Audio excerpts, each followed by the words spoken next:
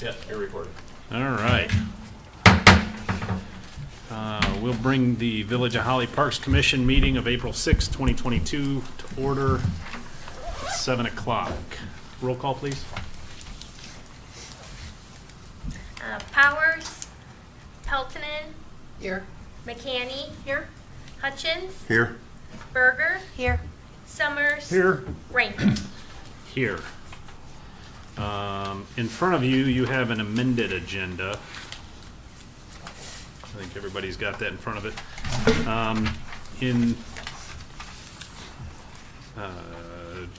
To expedite things a little bit, I would like to change the order of things. I would like to take care of some of the general business prior to going to old business, because we have a couple of presentations, and I would rather that they didn't have to sit around until we get through some of that stuff, because it might take a little while. Yeah. So I would like to move general business 3 to the first order of business that we tackle, general business 2 to the second order of business that we handle, and then we will handle the rest of the agenda in its indicated order. Do you need a motion for that? Yes. I will need a motion to accept the agenda as amended and amended again, because we have an amended agenda and I'm making amendments to it. So moved. I'll second. Okay, and can we get a roll call on that, please? Summers, Yes. Peltonen, Yes. McCanny. Yes. Hutchins, Yes. Powers, Berger, Yes. Rankin. Yes. You also have the minutes from last month's meeting, March 2nd, 2022, in front of you. If anybody has any comments or questions, now is the time to ask or make clarifications. Otherwise, I'll accept a motion to approve the minutes from last month's meeting. I'll make a motion to approve the minutes from last month's meeting. I will second that. Motion and support. Get a roll call, please.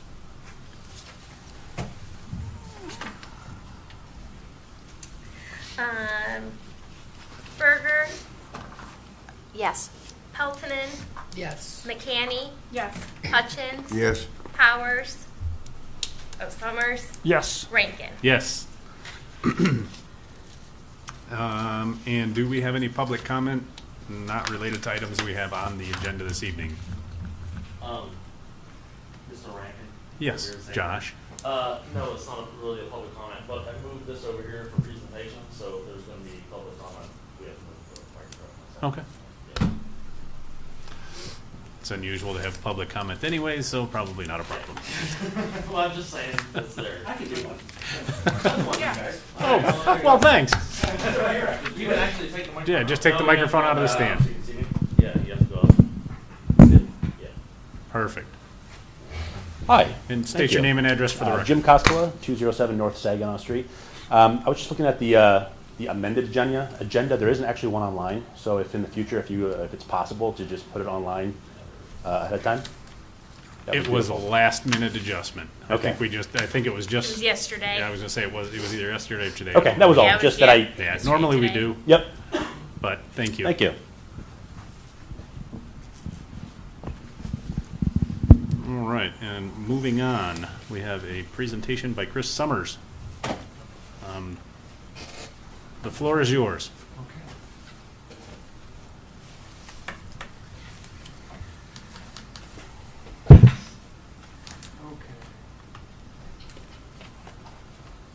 I'm kind of new with PowerPoint, so I hope this goes well. Next two of us.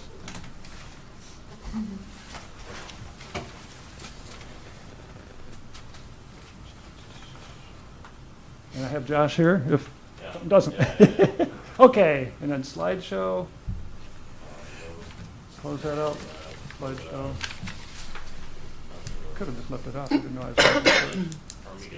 And begin. Yeah, thanks. Okay, I titled this, oh, it's not up yet. Hi, Sarah. Should I go here?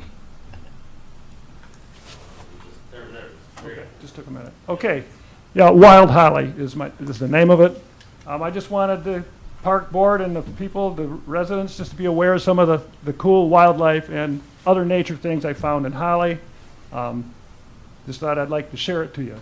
This is what I titled it. That is a picture of a bald eagle catching a fish, an immature bald eagle, and that is at Waterworks Park. This is a bald eagle at Bush Lake. And this is sandhill crane, a red-winged blackbird, a couple of them, harassing a sandhill crane because the sandhills will eat the red-winged blackbird's eggs, I've learned. But that's in the fen area of Ganshaw Park at Bevins Lake. And then so it's going to be a lot about birds because that's what I know the most about. I'm not going to pretend I'm an ecosystem expert or even an ornithologist, but I have a passion for birds, especially when they're on tombstones. It's something that's just kind of big to me. That's a hermit thrush on a tombstone at Lakeside. This is over at Morris Fine. That's a yellow warbler, a migrant bird that likes to come through. And this, thank you, Brian, on this one. When you lowered the dam, I had a hunch that I never give a hunch that comes out right. But shorebirds are kind of one of the seriously declining species. And I go, he lowered the dam. Gosh, I wonder if shorebirds might land there today. And it was raining, I drove by, and if I didn't, it was just like, wow, they're actually in the Shiawassee River looking for snails, and they like to eat little creatures like mollusks and snails and stuff like that. So, but anyways, at all three of the parks that I'm mentioning that have the really good natural features in Holly, in the village. We have oak nesting, which is a Baltimore Oriole. There's many Baltimore Orioles nest in Lakeside. I can't give a number. Thomas Street in general, too. To me, it's like Baltimore Oriole Alley is my personal name for that area. But but they nest there, and that's a bufflehead. Anybody that hunts ducks or anything would recognize that bird. But that's a migrant they're common on Bush Lake this time of year. So these are just some of the birds. And stop if I go too fast, ask a question if you want to look at something longer. But wood ducks nest there too. I've seen at least evidence of, I haven't found a nest, but when you see a wood duck in a tree, that's a male there and a female together. Good chance they're nesting somewhere around there. So that's just some of the birds that nest at Lakeside. Then you got loons come through a lot. That's actually on Bush Lake, picture of a common loon. They're pretty important birds, pretty good birds. Oops, didn't mean to go back. And warblers, tanagers. I've seen a broadwing hawk flying over Bush Lake and quite a few mergansers. They were just out there the other day. And then I don't know what happened to the picture on the left, but that's a palm warbler. Birders go nuts for warblers. And May's coming up. That's the main thing not the main thing, but a big thing that, because they're only here for a short time, they fly through. A few of them stay like this. See which one here, the yellow-rumped warbler. I was at Lakeside one time a couple years ago, and there were so many yellow-rumped warblers, and they were so hungry from migrating here, you could almost step on them. The yellow-rumped warblers and the Nashville warblers. But there was probably over 100 yellow rumps. I didn't list that many on eBird because I like to be conservative, but anyways, and that one there is a prothonotary warbler, and that's a rare bird, and that was at the boat ramp in Holly. People from all over the county were coming to take pictures of that bird. Just thought I'd share that with you. It's called a prothonotary. It's not rare everywhere, but in Michigan, there are not many of them, and it's a really cool bird. These are just some horned grebes, pied grebe, and something happened to that picture. The reason I put this picture in too is these are all pictures from Lakeside. That's basically what birds need to live, are bugs. Without bugs, there's no birds. So even though you'll see birds eating out of your feeder, or you'll see them at the dump, you'll see them at Kmart's parking lot or wherever, they won't feed their children anything but insects. Even pretty much strict vegetarian birds will, for 2 weeks, the first 2 weeks of their life, will feed them insects. And that is why native plants are so important.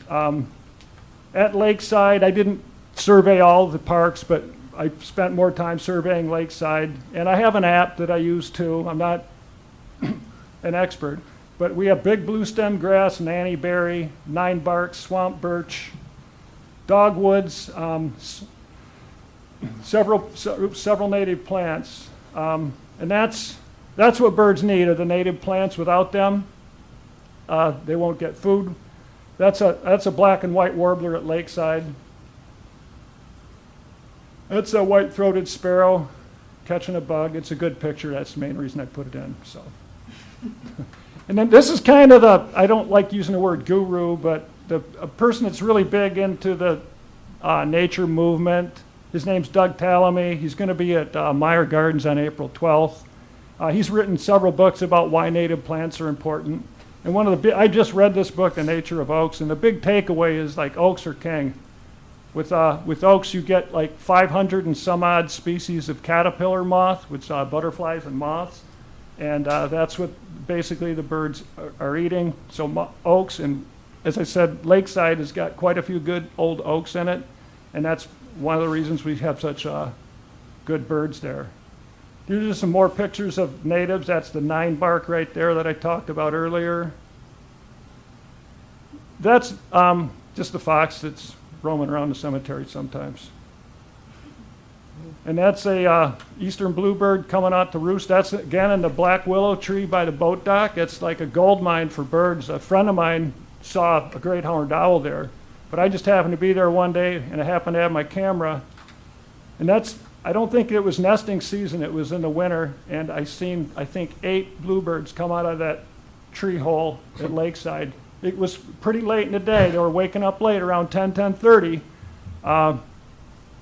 But they came, they'll roost in these holes as well as nest. So it was a cold night, so bluebirds will actually hang out in families too, sometimes even 2 generations, extended families. They'll have the 2 broods, and you'll see groups of 6, sometimes groups of 12 bluebirds hanging out.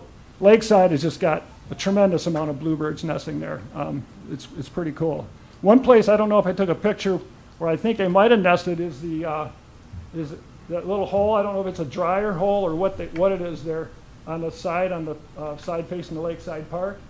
But I've seen them coming out of there too, so I don't know if they're nesting there or if they're just going in there. So anyways, they were waking up for the day, and it was pretty cool. I can't talk about birds without talking about eBird, and anyways, if you've heard of it, I don't know, but it's the largest wildlife database in the world, and I've got the 3 Holly Parks participating in it, informally, I guess, but listed as what they call hotspots.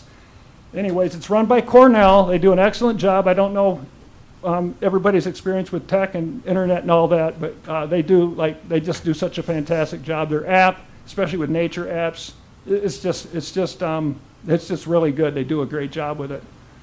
Citizen science, it's used in research. High school students can use it.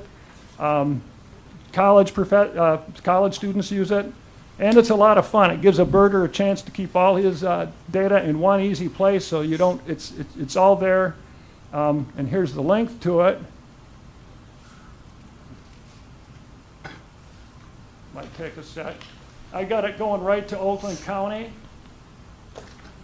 Right here, the last birds that we're seeing in Oakland County, and I'll click over here to the hotspots. You'll have to close out of the PowerPoint to see that. Okay, sorry. So close the PowerPoint? Just exit to escape. But I got to go back to the link now. Thank you.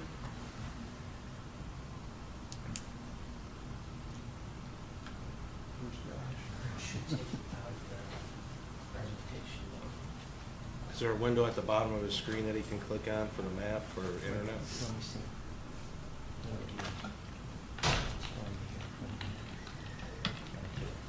So close.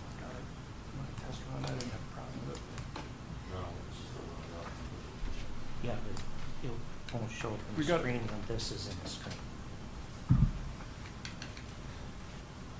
The presentation overrides the screen. We just did it. Go back to slideshow. That's what you got to do now. Hit that. No. Get rid of this slideshow right there. Up. And then go to from the beginning. Yeah, that's true. Here we go. I'll find the page because we need to have it on. We just did it and put it over. Darn it. And you saw it up there? Yeah, yeah. So we went through the whole thing. Yeah, I just did it, okay. Once you finish the presentation, we can check Yeah, out okay, yeah. the link Any- afterwards. Thank you, I'll do that. Sorry about that. Okay, let me get the slideshow from current slide. That's what I didn't see. Okay, anyways, one of the things that Cornell, some of the research that came out is, and this is another reason I'm bringing this up in the parks, is since 1970, it's estimated 3 billion birds have been lost. And it's not just rare birds. The focus on birds a lot is the rare birds, and that's what gets funding for people if they find some rare plant or bird. But the fact is the common birds are much less common. The decline. So the bird losses by family, larks and blackbirds are taking a huge hit. There's a reason for that because of the loss of the grasslands. Here again, that's a bobolink. Used to be they would darken the night skies, or not the night sky, but used to be a very common bird, and they're a grassland bird, so there's much fewer of them. Now, the question is, does anybody have a question like how they know that there's 3 million birds have been lost since the 1970s? I just found this out myself. Is they're using, since they invented Doppler radar, they're actually go back through these archives of radar, and that's how they're making these estimates. It's kind of amazing. So I guess I mentioned this already, that bugs need the plants. Natives are the best, oaks are the king, and some of the native plants that we have.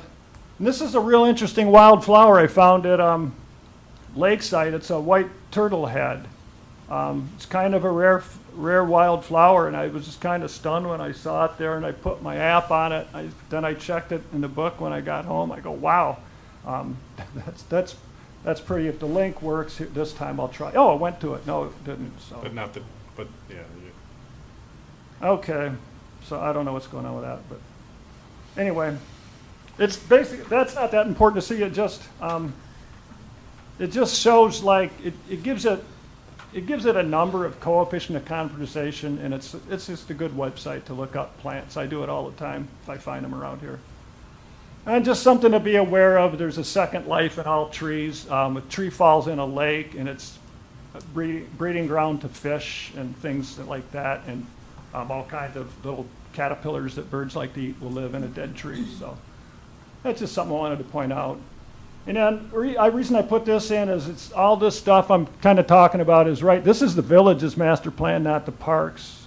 Goal 6, make natural features of Holly a centerpiece for the community. Protect aesthetic and ecological values of lakes and wetland areas is 603. And 603.2 is consider the creation of natural resource ordinance. I don't really need to read that one, but these are just some of the grants I think might be able to get.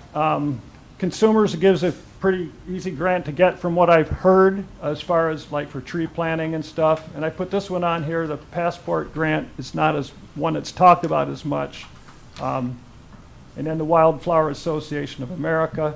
Let me go to the next slide because that's Springfield. These are a couple of our neighbors, and this one I really wanted to get the link to, but Springfield and Oakland, they do a pretty good job of, they actually have people like nature stewardship, conservation people on their payroll, and that's all they do. They do, they do restoration and preservation and stewardship and restoring prairies and things. Of course, they got a lot more land than us. I'm not suggesting we could do anything close to what they do. I just think it's something to be aware of. And what Ben does in Oakland Township, he actually has links to eBird on their townships, on their Parks and Rec webpage.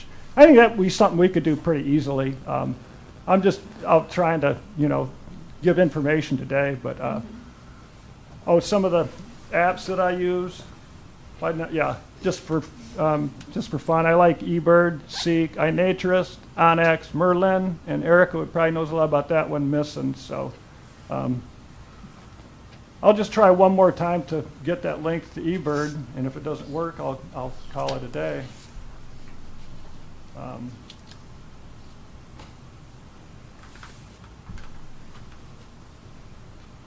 about if I just do this?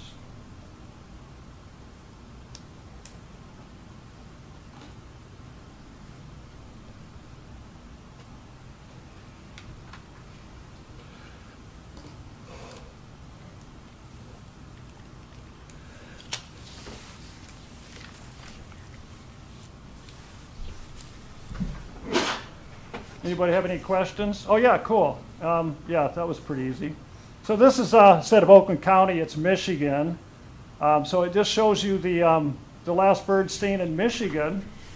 And I will type in explore, search, explore regions, Oakland. That'll take me to the recent sightings in Oakland County and some of the latest pictures that have been put up on Oakland County. Then I'll go to hotspots. This is what I wanted you to see the most. Obviously, Kensington is like the top hotspot in the county, and I always get this when I'm out at Lakeside or Waterworks. Why don't you go to Kensington? I go, because I want to stay here in Holly, because we have stuff here too. But Kensington is a really good place to go. Don't get me wrong. It's an awesome park, and a lot of great things are found there. Holly State Rec was number 9. Yeah, Holly State Rec is 9, yeah, Lakes and that's Park a is on very, there. yeah, very underbirded area. One of the things I'm trying to do this year is hit, especially all the hunt units they have out there. In the spring, there's not much hunting going on. Yeah, that's just, not many people go there. But thanks for pointing it out, Chris. Appreciate it. Yeah, that's one of the things I'm doing for the DNR is I'm out, actually this year it would be 7 Lakes and some other parks. Last year was Pontiac Park. He has me going out looking for cerulean and hooded warblers, and which are at Holly Rec, and this year yellow-breasted chat he's having me look for at 7 Lakes. Anyways, Lakeside is right behind Great Lakes Cemetery. And the numbers here don't mean all that much. I mean, it's just not all about numbers of birds. But anyways, the most recent visit to Lakeside was right here, Carl Overman, yesterday, I think it was. That's today. Today, yeah. He saw, wow, this is his list. He didn't put any pictures up. So what's out there now? Canada goose, a mute swan. You guys can read as well as I can. Anything? But anyways, those are the birds. Oh, here we go. Golden crown kinglet's a pretty good one to see. And that's, I wonder where that was. It could have been like in the, you might have seen it from the cemetery. I've seen them there from the cemetery, but looking through the fence, Richard, somebody owns that property. But through the fence on the wooded side, that's where you get a lot of woodpeckers and such. Are those all your photos that you put in the? Earlier, slideshow? yes. And I want to show you one more thing about eBird before I finish. Oops, darn it. Would you consider publishing those on the Facebook page? Yeah, The slideshow? you help me. No, I will, yeah. I put them on, yeah. I know, like eBird's like my social media. Let me go back here real quick and. There's other ways to navigate it. I'm just kind of a creature of habit. I could type in Lakeside Cemetery, but I just always do it this way when I'm tooling around. If I go too fast, anybody wants me to go back to anything, please let me know. I want to show you some, the media posted. Nobody's putting any media up there lately. I guess I've been doing other things. I see your visits on there. Okay, yeah. Anyways, there's my thrush. I love that guy. There he is on a tombstone. There he is again. So I don't show you the same pictures over and over. I'll go to, that's a picture of a loom by Robert Bochenek, or Bohenik, I think is how he pronounces his name. Anyways, yeah, I'll scroll through some of these, and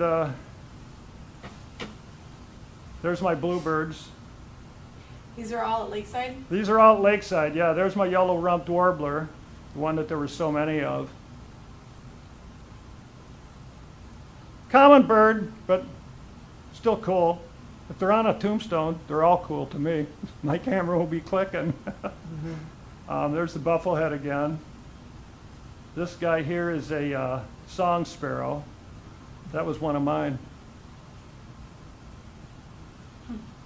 Robins. Oh, here's the prothonotary warbler, because I said people were coming to take him. It was just a great find. It was in the end of April.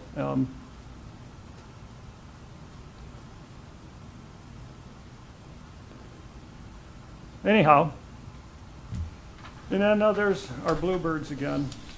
Todd Taylor talked to me once. He was gonna come to one of these meetings. He wants to put bluebird boxes up at Lakeside, but, anyways. Well, that's really nice. Thank you, Chris, for putting Yeah, that together. it was for us. Waterworks, I won't go to pictures, but Waterworks is on here too.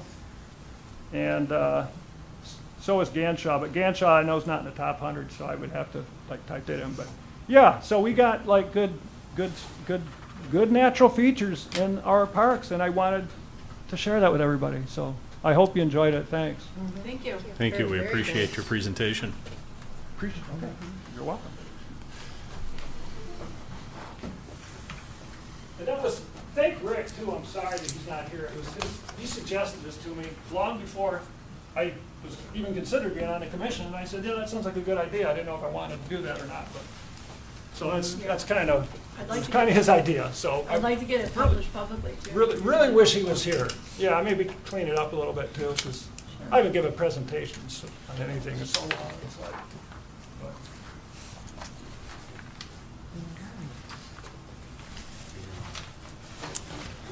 All right. Moving right along, nope, you're fine. Since it was your idea, Chris, I think I'll let you introduce our next presentation. Yeah, we have here with us today, I'm happy to announce Erica Kleitz from SISMA, Yeah. which she'll tell you what SISMA stands for. Or do you have something? No, it's presentations on here. Oh, it is? Yeah. She might need the mouse. Yeah. I mean, I can She tell don't you have to split have, too, I'm not right? comfortable with those. Oh, Yeah, because she can use this with this little Um, USB plug-in. I'm gonna go to slideshow. First.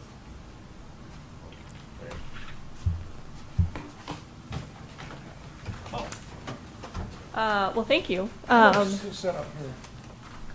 So, yeah, my name is Wanted Erica to sit Kleitz, here. and I'm the director of Oakland County SISMA. So I wanted to present today on, this is sort of like the other side of Chris just presented on all the nice native species you have. So if you don't have nice native species, then you might have invasive species.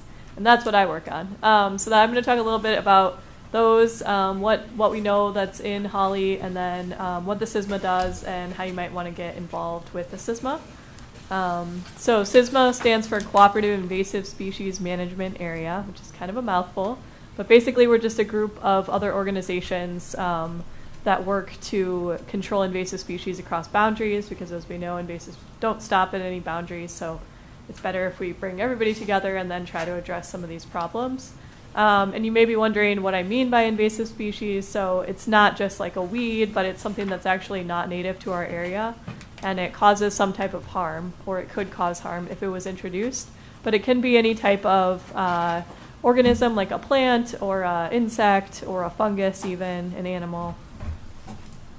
Invasive species are a problem because they typically don't have their natural competitors here. So that means they can unbalance the ecosystems, and there's nothing to naturally control them. So they just tend to take over. In some cases, they actually release chemicals into the soil, which can change what's able to grow there. It changes the fungus that lives in the soil, harms native plants, and generally unbalances ecosystems because our native species can't keep up often with the invasives. Like the first things the leaves are about to pop right now are all the invasive bushes that are out there. So. They can also damage infrastructure, so here's just a couple examples. On the left is Phragmites, that's a tall grass. I'll show you some more pictures in a minute. Definitely around here. And then on the right is knotweed. That one comes from an area of volcanic soils that can actually break through rock, which means it can break through concrete and house foundations even. So there's some real costs associated with some of these if they get going and are near structure. Are these pictures from this area, or are they just? Some of these are from all over, but like I have pictures of knotweed coming out of a side of a building in Farmington Hills. So, Okay. and the Phragmites definitely, I've seen it coming out of roads and bridges like that in Oakland County. So, yeah. are you finding those in Holly right now? Phragmites? Yeah. They're all over. Yeah. It's on Bush Lake. They're Yeah. all down North Holly Road. Presentation. I was gonna mention that, yeah. Yeah, I have a little bit of a map in here, but then, yeah, but I'm sure that both of those are definitely around. I'm sure knotweed is too, because it's pretty widespread. Yeah, some of them can even cause safety issues. So this is Phragmites, that same grass. In the winter, it can burn really hot because it gets really dry and it's really thick. And so this was a fire near Great Lakes Crossing Mall a couple years ago. And they actually couldn't put it out because it was so hot, so they just closed the freeway and like evacuated everyone from the buildings for a while. So that's not so good. In many cases, they can also limit our access to water for recreation. And this would be true also for the native things like birds and everything else that's also trying to get to the water. So, and studies have shown that Phragmites specifically, that removing it would would make the property values higher. So if you have Phragmites, it's going to lower the property values. That's You on won't have access. the left? Yeah, so that's the it gets same. that tall? Hmm? It gets that tall? Oh yeah, it can be 20 feet tall. Yeah. Wow. And it grows incredibly densely. So you can imagine if you have a ring like that around the outside of your lake, like you can't hardly even get to the lake. You have to like try to push your boat through. People have actually gotten lost in Phragmites stands, like in like a wetland area, because it's just so thick. Like once you get into it, it's like imagine a cornfield or something. Like you just can't see where you're going. Yeah. Is that what we have growing on Bush Lake between the beach and the? No, and that side part? Bush Lake, it's across, it's probably actually in the township. It's the only thing that I've seen, and I think I dropped a flyer off to that house once, but it's like, you're in the middle of the cemetery, like straight across where that area, Straight across, yeah. There's a little bit in Waterworks also, but you gotta, it's not easy to see, it's kind of in the back. Yeah, here's a little map here, but we haven't done a lot of surveys specifically in the village of Holly, so we've done some for the township, and that's some of the points that you see there. So some of these points are for swallowwort. I haven't talked about that one yet, but I'll show you some pictures. That's all the pink dots. And then there's up here, the green dot is Phragmites, and then it's hard to see, but like there are some Phragmites along. We manage the road right-of-way treatments of Phragmites throughout the county. So we map those every couple of years, and there are some stretches in the village. And then the black dots are other invasive species, so ones that like woody invasive species are really common, stuff like buckthorn and invasive honeysuckle and barberry and bittersweet, so those are also pretty widespread. So let me go back for a minute. So SISMA, what we do, we're a collaboration to support functioning ecosystems and enhance quality of life through invasive species management. We've received a lot of grant funding since our founding, mostly from the state, but now also from the county through a millage. We have a strategic plan, currently 2 full-time staff and over 40 partners. Most of our partners are the municipalities in Oakland County. So the village isn't currently a member of SISMA. There's no cost to join. So it's part of why I'm here today, is to let you know about what we're doing and see if you want to get involved. So we are partnering with a lot of the, everybody that you see in kind of yellow shading there is currently partnering with SISMA. And in addition to the municipalities, that does include county agencies like Parks and Recreation, Economic Development, Water Resources, as well as land conservancies, other nonprofits like watershed councils, and other groups as well. So what we do a lot of outreach, so presentations, webinars, presentations to groups of homeowners, Facebook, website, YouTube videos, all that kind of thing. We produce a number of brochures, which I brought just a couple of them today, which I'll just leave with you if you want to see, but there's a bunch more on our website. So we try to produce a lot of information, and then we have all of our partners like distribute that information to the people that are looking for it. So help us raise awareness. We also ourselves do a lot of surveys, like of roads, trails, parks, etc. And then we also manage treatment of invasives in those areas. All right, we already looked at that. I'm actually going to go forward and then I'll go back to that page. So this is Phragmites. Like we said, that can be up to 20 feet tall, often in what we call monocultures, which means it's just the only plant in that area. And the reason it's hard to control is that it has rhizomes or roots. So if you just cut it down, it just pops right back up because it didn't kill the rhizomes. And the rhizomes go even farther down than the part that's above the ground is. So you can't just dig them out. They cause a lot of the problems that I mentioned. And typically it needs to be controlled using herbicides. There are sometimes, depending on the habitat, ways you can cut it, or it's called spading, where you can kind of cut it in like mud or water if it's deep enough, and you can actually drown the plants out. They've been using that in the Great Lakes for a couple years now because the water levels are so high, but that's kind of environment specific. So another species that is definitely a problem in this area and all of kind of this corner of the county is swallowwort. We have both black and pale swallowworts. They just have a different color flower. The flowers are really teeny, so you can see the hand there for scale. And they'll be blooming. They're one of the earlier ones, so they'll probably be blooming by June for sure. And it's basically a vine. It has these pods. That lower right part is showing you the pods, and then there's kind of a closer up here. So the pods open, kind of like milkweed pods, but a lot smaller. And then the seeds are actually windblown. So once they open, it just blows the seeds all over. So yeah, it's really hard to control for that reason, because you can't, even if you had controlled everything on your property, if you have adjacent swallowwort, it's just going to blow right back on.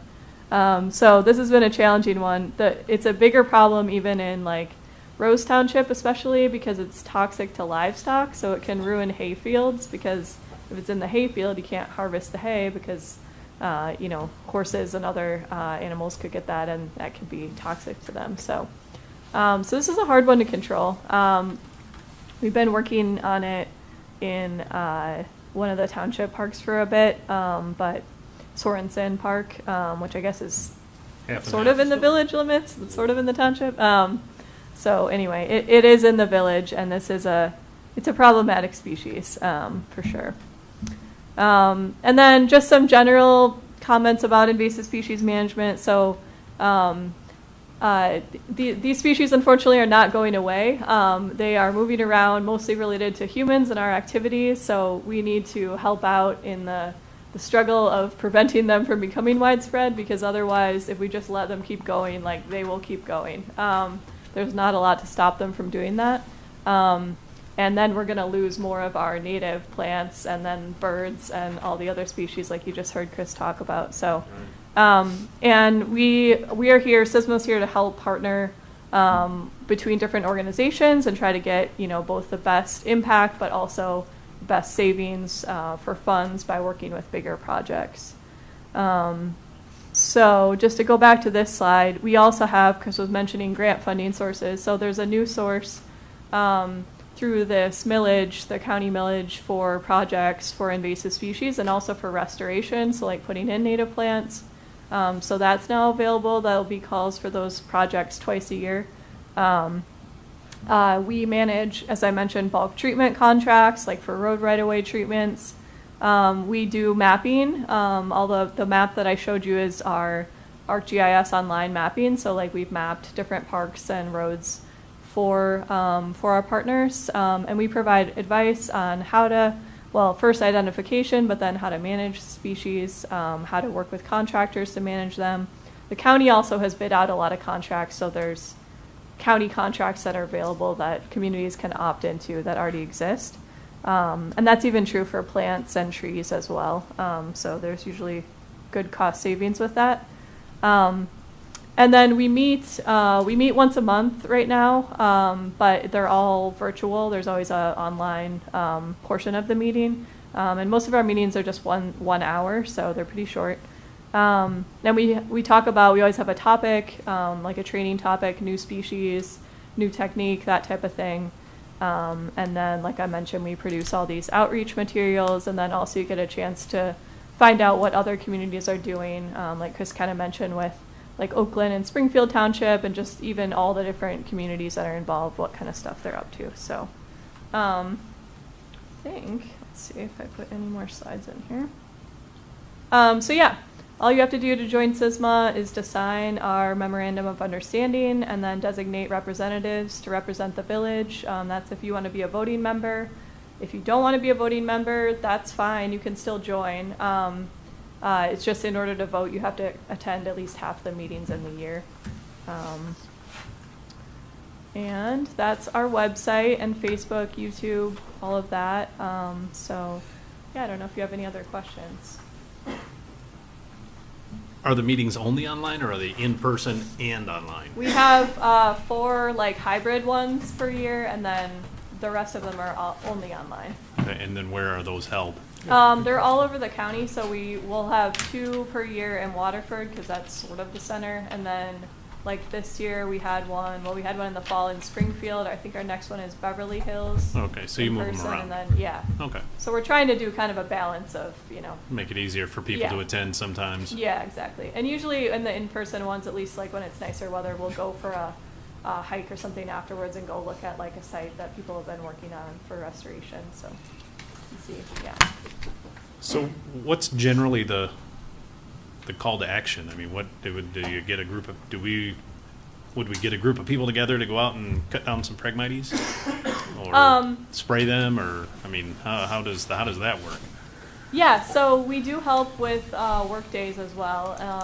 So typically the work days with the general public at least would be more for species like garlic mustard that you just pull out and put in Right. bags, so that's pretty easy. Or for woody invasive species like buckthorn and honeysuckle and those, because those you can cut down, have a bunch of people cut them down, and then just a few people can treat the stumps if you're doing that, so that works pretty well. Phragmites, there's not really a good way to do that one with, because it all involves herbicide, so Right. it's not a great one with the public. But yeah, so we do those events with the public. Sometimes we also have done like if people just want to learn about like how to do it. We've also done demonstration events where we'll just like show, like this is how you would do the treatment, and we'll demonstrate how to do it. Yeah. Right. So if we find a large batch of Phragmites somewhere, does SISMA come out and do something with that? Like, do we say, hey, go spray those, or would we be hiring somebody else? You would just be helping us identify it and figure out what to do with it. So that's kind of what we definitely will always do, is help identify. We can help map it. We can make maps that you can send out to contractors. Sometimes it depends on the year. We have, I guess with the new millage funding proposals, if you know what the project is that you want to do, you can apply for those funds. It is competitive, so, but we have probably at least $200,000 available across the whole county, so there is some funding there. Or we can also work with you on like what are the other options in terms of either using like those bulk treatment contracts through the county. Sometimes we also add projects onto the road right-of-way treatments, because the biggest expense usually, especially if it's a small site, is just like getting someone to the site. We're hoping that we may be able to expand our staffing at some point where we can treat smaller sites ourselves. Okay. We're certified to do that, we just don't have enough staff right now to do it, so Right.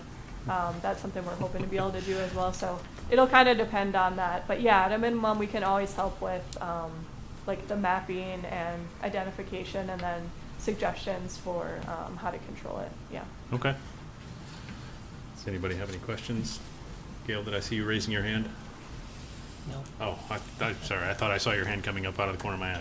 Is I this have a something that we have couple. to renew every year annually? We're not that strict about the MOU, like signing the MOU part. So like if that's a big sticking point, I wouldn't worry about it overly much.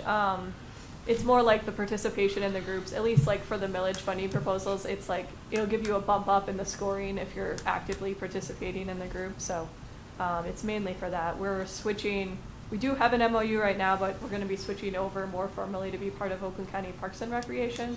So I think they're still revising the language for that MOU. So like I said, signature's not like super critical if you want to wait to kind of see how that works out. But yeah, I can send you even like what, if you want to get somebody involved. And you can designate anyone as a representative. So some communities are represented by staff, but some are also represented by volunteers or board members of other commissions and things. So it's kind of up to the community to decide like who's, how you want to approach that. Yeah.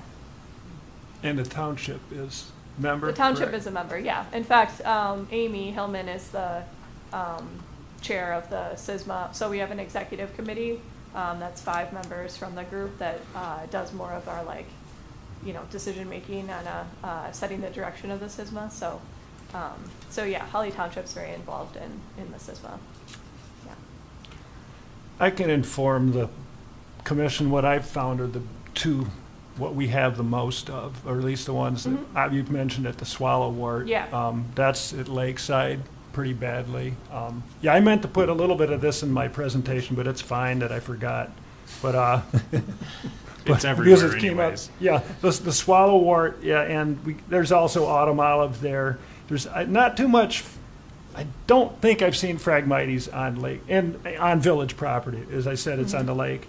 And of course, everyone knows about the honeysuckle at Waterworks, which we managed to cut down, but we didn't treat. And so if we had another work day at Waterworks to cut the honeysuckle down, SISMA could help with that. And what about boat washes too? Would that maybe Yeah. Lakeside could have a boat wash? You didn't mention it, but I know. So the you have county them. now has, Parks and Recreation now has 2 mobile boat wash stations. Last year they left one of them at Cass Lake the whole summer, and then the other one they moved around like once a week, so it would stay somewhere from like Thursday to, I don't know, if it's Okay. Monday maybe. So yeah, if you're interested in that, I can get you, I don't know if they have a form yet, but last year they just like asked people like who was interested to get. Yeah, I would like maybe have that. us to pursue that. And you can comment on this too.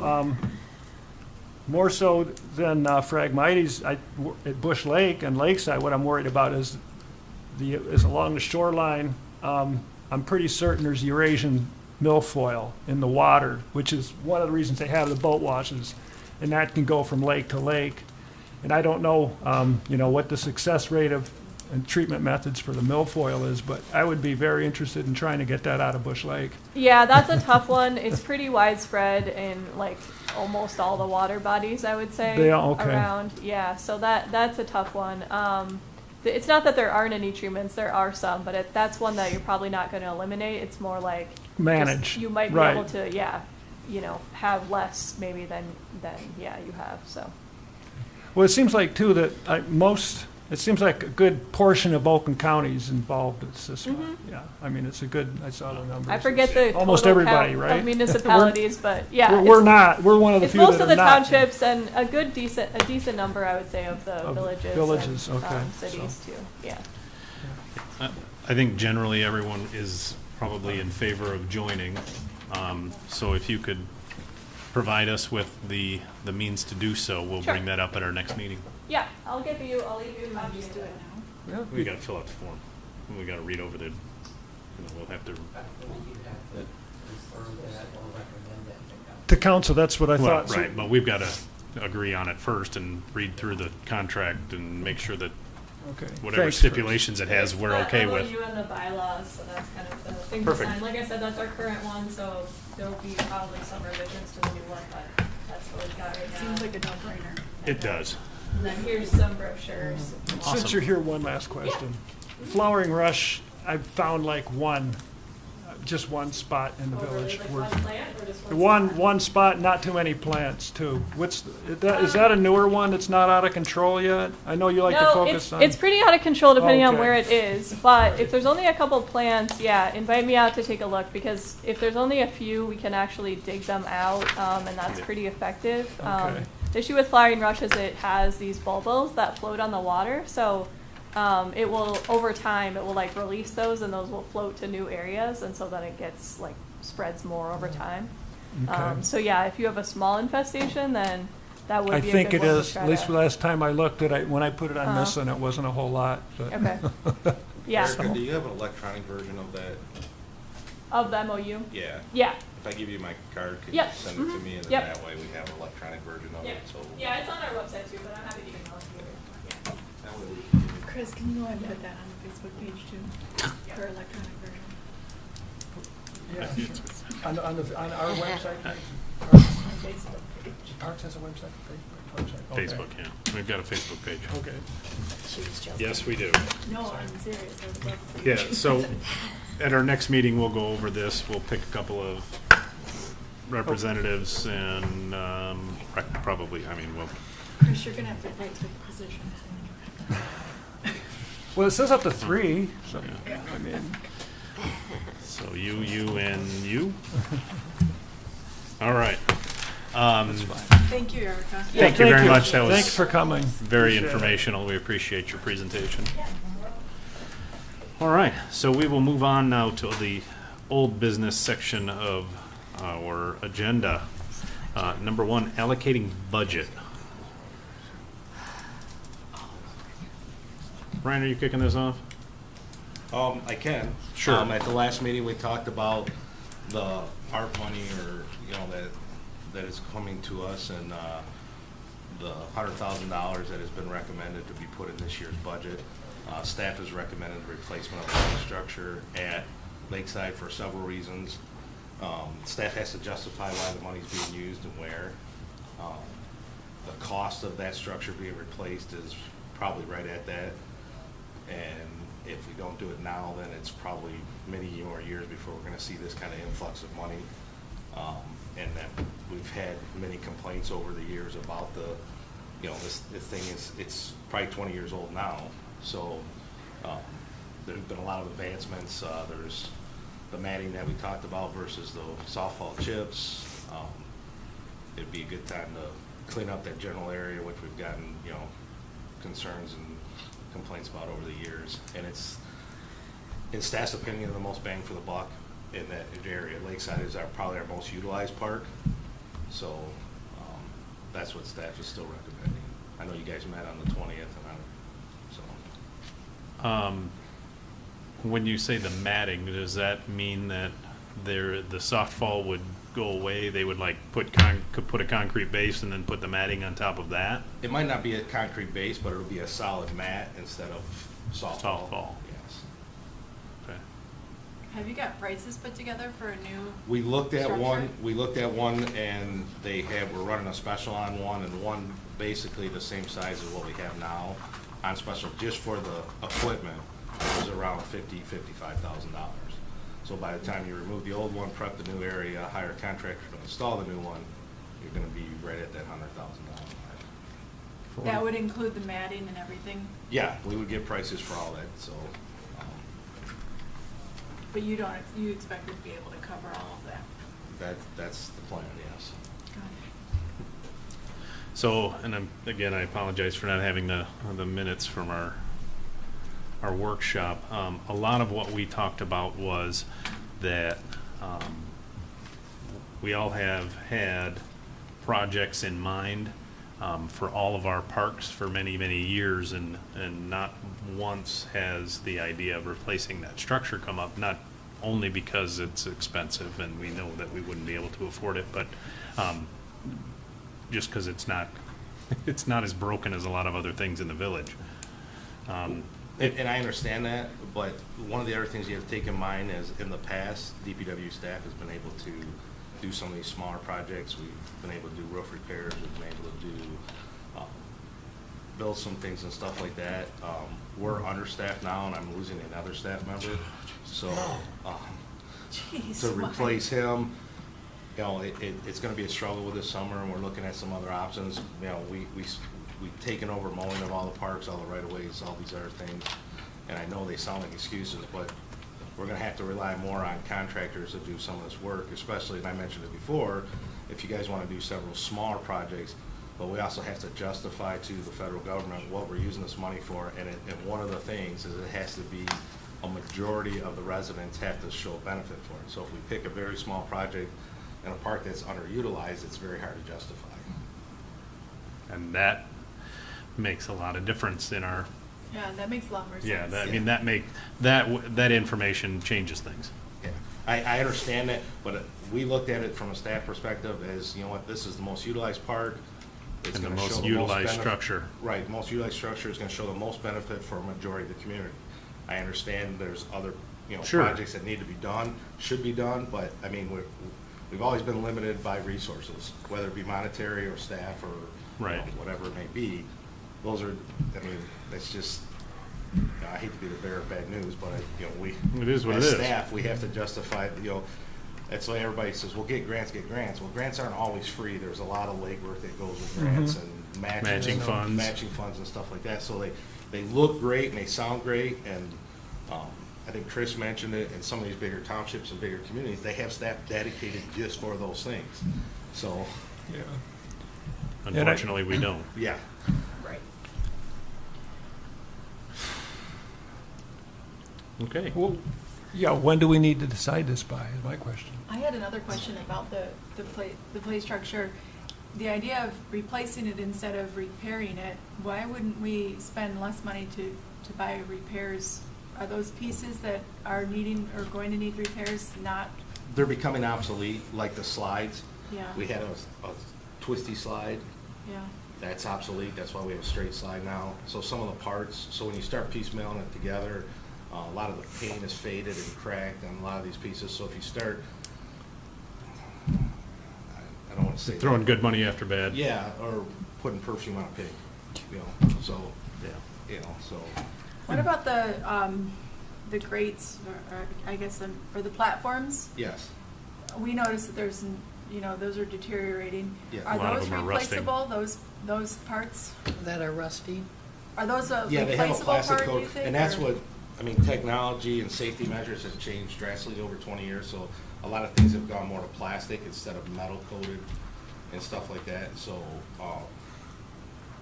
I mean, I guess I could have sent out some more information, but these play structures, the next one you're gonna get 20 more years out of versus if you piecemeal this thing every year, you're gonna dump 4,000 or 5,000, because like I mean, I replaced 2 or 3 slides at Lakeside, and they weren't cheap each, so.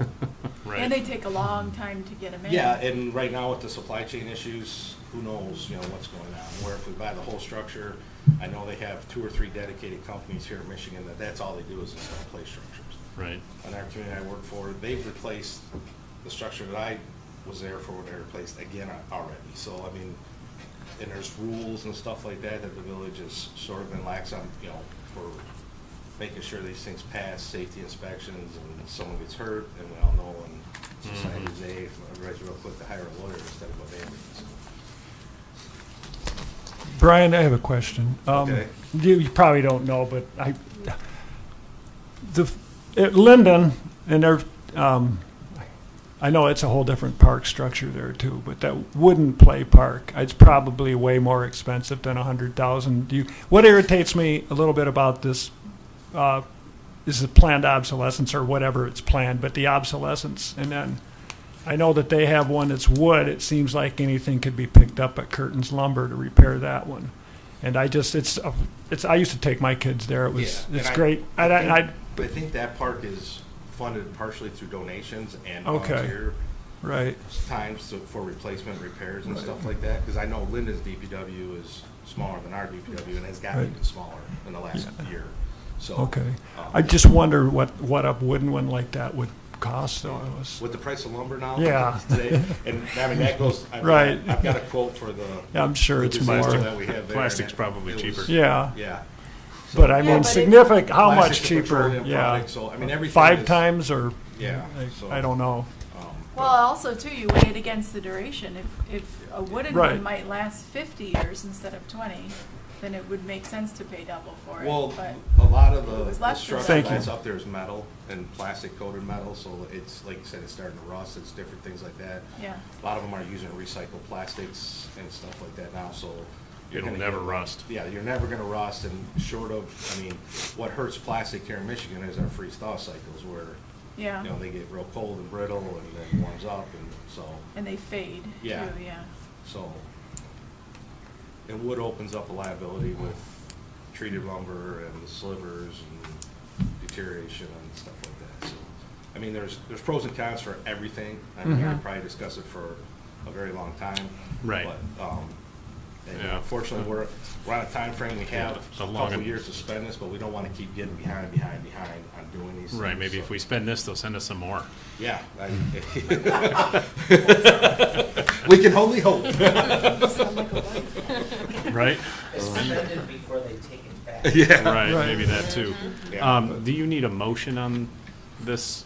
No, as Park long as project. everybody is, the consensus is that's where we're gonna move forward, but that's what we'll do. I the- mean, I know that there's some It reservation. did come in out of it. left field last meeting. Yeah. It was like, Well, and Why the play structure? we Makes didn't sense. know about it until they kept changing the rules, because when this first came out, we were told the Couldn't only use thing it. you could use this on was infrastructure, water, sewer, roads. And people were asking about parks and doing all these things, and then we found out what our final number was, and we got 2 packets about twice as thick as this, and there's a whole litany of things in there and different things, and, you know, we picked out 5 or 6 things that, to split this money up, so every department, and we know that there had been a lot of voice, you know, for money to be spent in our parks. So we looked at it and it was asked, and I said, well, you know, if we gotta justify it and we gotta show that it's gonna give the most benefit to the community, the structure at Lakeside, you know, the play structure at Lakeside is gonna take care of it. It's gonna be one project instead of trying, and I was looking at it from a staff perspective too, of what I have and what we're gonna be able to do along with our other, you know, daily object is, you know, I don't have 3 or 4 guys that I can dedicate for 2 or 3 weeks on 2 or 3 Building different that. projects through the summer. Yeah. Or we hire a contractor, which just adds up to more money, so, you know, if we get this done in swoop, then maybe we can piecemeal a couple more things together and prioritize those, you know, I know Chris has mentioned a couple things for several years now. Sarah has a lot of things that she wants done that, A lot. you know, but a lot of these things, they come with price tags, and everything All isn't of them. getting cheaper, so, you know. Yeah, if we'd and have I've done- talked- if I we'd have done the don't retain- ignore you guys, I talk and ask vendors, and I ask some of our engineers, you know, what are other communities doing, and what is it costing them for these certain things? And some of them are like, yeah, that, you know, some communities are trying that, and this is why they're doing it. And he's like, you know what, those are great ideas, but you're talking hundreds of thousands of dollars for certain projects. Yeah. Just because of the cost of things and the regulations and to get the stuff you need to do these projects. Just think how cheap that retaining wall at Crapo would have been if we'd have done it 10 years ago. But 10 years ago, we had what, $8,000, maybe $5,000 in the parks budget for projects? Right, if that. Yeah. We I were have a happy to question get for that much. Sarah. I have a question for Sarah. Go ahead. What's the latest on the, your proposal for, your grant proposal for the bathrooms It at was Crapo? mid-April that we'll get Okay. acknowledgement on it. And me and Nick Klemp are still working together on that. I'm gathering information because we're also trying to get downtown bathrooms. So we're trying to see if we, 2-for-1 type thing, if we get a better deal for it. So we may go from 1 bathroom to 4 bathrooms, you know, down in the downtown area, which I'm sure nobody's going to complain about that because there's always a line whenever we have an event for those things. So Is my memory correct? It was April 14th where we'll get information back about that grant? I'm not sure the exact date, but I know Nick was, yeah. It's coming. We don't know Well, I yet. think we should wait on this till at least after April 14th. Well, I know we have a budget workshop this month. I'm Yeah. not sure, I can't remember which, Saturday. this Saturday? It's a Saturday, but This Saturday? it's the 14th? Or no, what's today? We have to put it off on meetings. all I'm Chris is, I the think you're point right. I that think Chris is We've already making, done that. Brian, is that we Okay. all felt that adding a bathroom with power and plumbing to one of the parks that didn't have a bathroom was also a very valuable contribution to the community Yeah. versus a new play structure. Like if we weren't able to get that done with the grants or other means, we would like to, that might be a really good way to spend that money.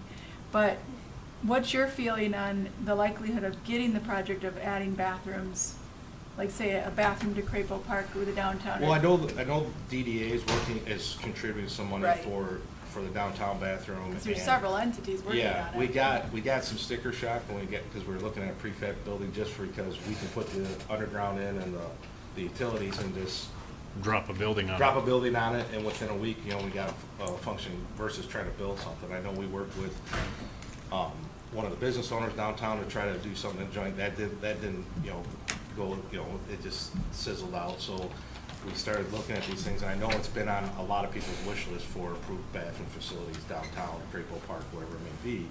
So we're trying to do this. This grant sort of fell, and I think you brought it to Nick, or Nick found it, and it, you know, it's fallen in our lap, and we're hoping that it works out. But if it doesn't, I mean, I can go back to staff. When we meet, that's where a lot of discussion will take place. So I can say, you know, parks, this is their concern. They understand that we have to justify it and do that. So if we have to, and the parks things, we're going to get money from elsewhere, we can be able to do both. But if we can't, they would rather see the parks at Crapo, or the bathrooms at Crapo Park versus.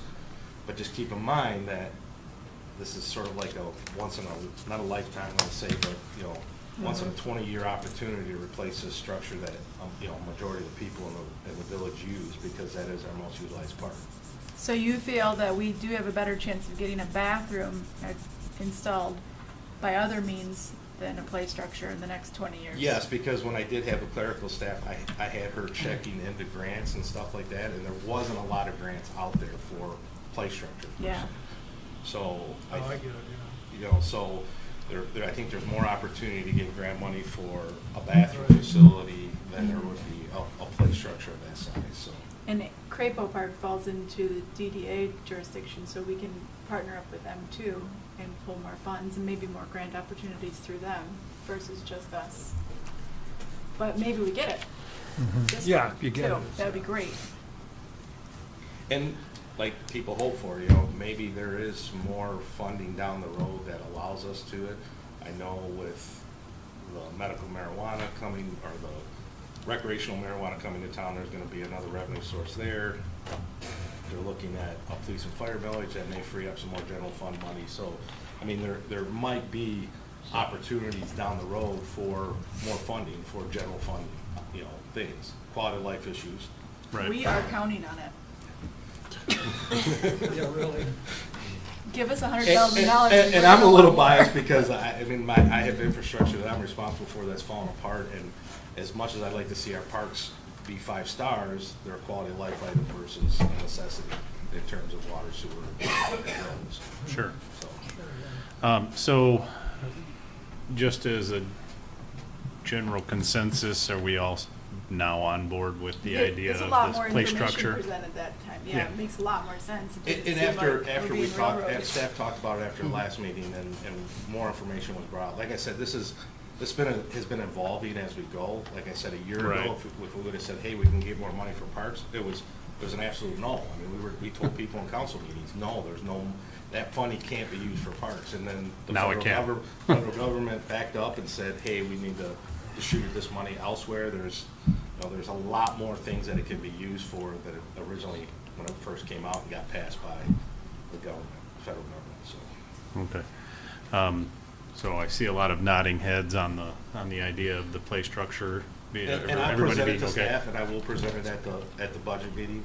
Perfect. That this is what. We're on board. This is what the commissioners would like to see, and in the future, if the bathroom deal doesn't go through the grant thing, that would be the next priority, would be, some kind of upgrade at Crapo Park and continue to work with DDA and whatever funding mechanism we can find.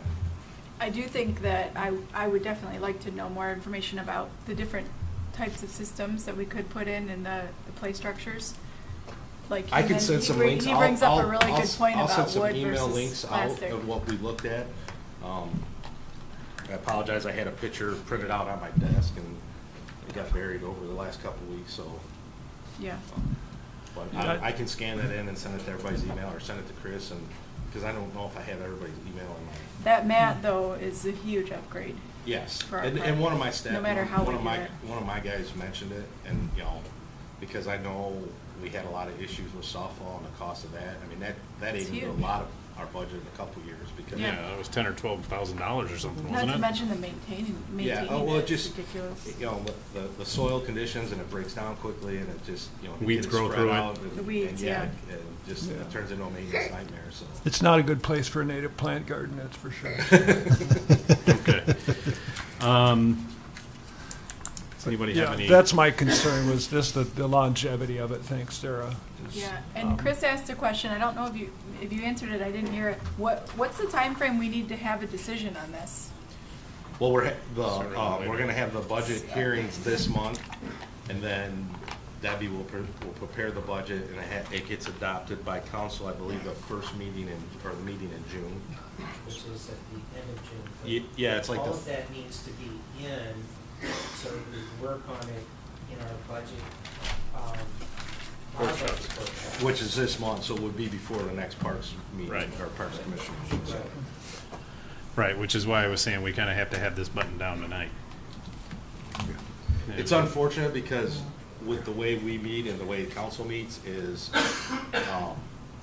it doesn't give us a lot of time to discuss things. I mean, we started this in January, people were, when we left in October, Chris said, hey, we'll bring back a wish list. I think we had a couple of changeovers, you know, and then we came back in January, and the next thing you know, now we're in Now it's April. April, and we're like, oh, wait a minute, you know. Budget, wait.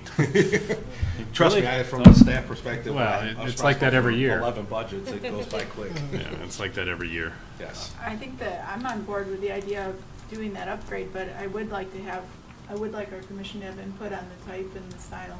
I would too. If you've got, you know, a handful of them that you're choosing or you're Well, looking I'll send some between. links to you, Chris, and then if, you know, if you I'll guys send want to them have out. a subcommittee or something like that, that way, because it's like anything, if we get 7, 8 people, we're not gonna all agree on the same thing. Sure. So, if we agree with, you know, the general consensus is this one, I can get prices, and a lot of it is probably gonna be price constraints, because you can get some pretty fancy play structures, but they go from 50,000 to 150,000 pretty quick. Real quick, yeah. So, I would make the Okay. point, the workshop we had, we didn't have a huge public turnout, but it was brought up as the major The part to thing. focus on. That play structure was brought up by the public that did attend that workshop, so that's It's kind of- definitely on everybody's radar. I didn't realize that until he spoke. Okay. If nobody has any further budget allocation comments or questions? and the next one you got on there, Chris, is future projects. Sure.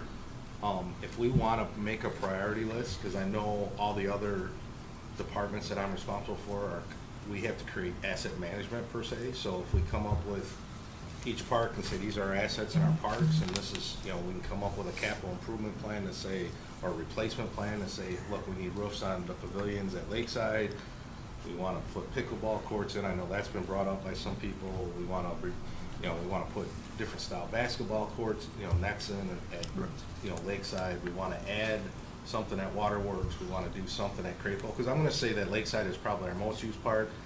And then our next two is Ganshaw and Crapo. Sure. Crapo, when we have events downtown, and Ganshaw during the day, people have their lunches there. They walk through there. It's not a big park, but they park there, have lunch. It's a pavilion. Right. That pavilion, we've done a little bit of maintenance on, but that is probably One of the nearing- next structures yeah, that needs to be nearing- one of the replaced. structures is gonna need, an either major overhaul or replacement. Right. The gazebo at Crapo Park, we've done some work there. We've had some volunteers do some work there. But that is another structure that probably, could be updated. Did we get we got a new roof on that recently, didn't we, the last couple of years? Yeah, it's probably been Or at 3 or least 4. reshingled? Yeah, we reshingled it, Yeah. and I think we did 3 gazebos once. Yeah, because it was, I know the roof of that thing was in rough shape, and it looks a lot better now. Yeah, we put 3-in-1, or not, architectural was on there and took the 3-in-1, so. Yeah, Right, Brian, you just said something I have to ask you, as far as the basketball court, what, you said was that just an example, or? like- Yeah, those are just, just showing Okay, things. something out there. that might happen, Yeah, okay. well, those are gotcha. things that we look at. Okay. And we create this list, because you got on here future projects. So Right. maybe when you guys do your walkthrough in the Right, spring, you okay. just make a list of every asset at the park. Gotcha. Or, I can get a rain day or something, and have a staff go up there and, hey, write everything you see at Okay. this park, and then bring it back to you guys, say, did we miss anything, and go from there, and then we prioritize, we want to eliminate this, we want to replace it, we want to improve it, whatever we want to do with it, so. So I could put my bluebirds in too. In their hole. And that's a good, the Boy Scouts do a lot of things, so if you get an Yeah, Eagle right. Scout that wants to do a project, we get a call. That can be one of the things on a wish list, these are Eagle Scout projects we'd like Yeah, to see. that's, somebody do thank for you, us. good idea. So, Okay. All right, moving on to future projects. I know we've all had lists. I like Brian's idea of coming up with a list of the things that we have in each of our parks and what we would like to improve. If we can, I think we need to set another date for a walkthrough. I know our last one was cut a little short because it was 8 degrees and windy. Very. Um, That was awful. That was And we still spent 2 hours outside, and managed to get to 3 of the parks. So, I would like to set a date for our next walkthrough, if everybody could That would be a workshop. grab their, that'd be posted as a workshop, The walkthrough? yes. Yeah. It was the last time. I think it should be. No, the So last somebody- time, the workshop was posted because it was a budget discussion stuff. Right, and we That's had that why at they the considered police that a station. workshop. Oh. You guys have done the walkthroughs, has this been Yeah, considered a walkthrough? yeah, it's just, Okay. it's just us getting together and walking through the park and saying, oh, we've got this, and that needs to be fixed, and this is broken, and that needs to be attended to. It's not really any sort of a meeting where we're making any decisions, we're just going and For looking at things. future projects. Yeah, we're just going and looking and getting ideas and seeing what's broken and what needs to be fixed and what can wait. So usually weekends work best for that, right? Usually, yes. Yeah, since, I don't know about everybody else, but I work 5 days a week. Thursday around noon? Right. I could probably pull that off if I knew ahead of time. The next couple of Saturdays are no good for me. But the weather is supposed to be breaking and decent You over said the the next few next weeks. are good for you? Are not. But not, About June okay. 15th. So probably any, For weather to break? maybe the weekend after Easter, Saturday or Sunday. Which is the 23rd, 24th? 23rd is the Little League, Holly Little League. Okay. So a lot of 24th? people will be busy for that. Well, but are we busy? It's just us. Are you gonna be Yes, busy for that? I'm Okay. busy, I know that. But I'm saying there'll be a lot of people in the parks and around, so. okay. Doesn't bother us. Yeah. No, it's Probably good. not for the ones we're going to though. That's true. That'd be Ganshaw, we have to do Ganshaw, And Cyclone. and Waterworks. Waterworks, yes, thank you. This is those last three, right? Yes. Okay. Yeah, because we did Crapo and Lakeside already. I guess it was only 2 last time. So, and is that on Saturday then? The 23rd. The 23rd? What about the 24th? Would that be a problem with the Little No, League? I Okay. don't think so. 24th, going once, Does that work for you guys?